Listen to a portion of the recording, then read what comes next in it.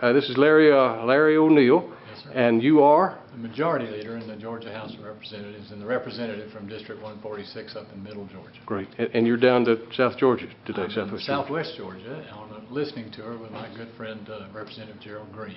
Mm-hmm. And we're listening to people about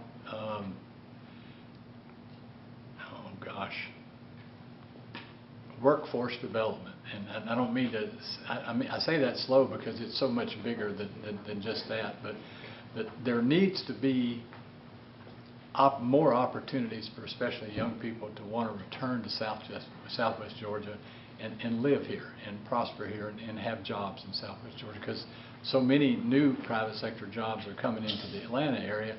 We're trying to figure out what we need to do, if anything, from government standpoint to make Southwest Georgia as attractive as it used to be for our young people, for our best and brightest to want to stay home and go to work rather than off to the big.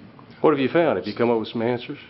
I think it's partly workforce development. I think it's making sure that we have training available for the young people here that matches them to the jobs of the future, so that they don't have to go 200 miles away from home to find the specialization that they're otherwise trained for generally. Mm-hmm. And we're partnering with industry in Southwest Georgia and other job providers to make sure that if we're using taxpayer money for job force training, that we're training for the jobs of the future and the ones that the private enterprise people are actually going to hire. That's a pretty simple overview of why we're down here, with a lot of other details that go with it. Are you pretty hopeful that all this will get worked out and you will stem the flow of the young folks? We're hopeful, but we've also found out over time that if we don't give it our best, nothing will happen, and we better get. This is the time of year that we do our planning for the session. We generally start these listening tours in September of every year because we kick off our session in January, and we need to know what our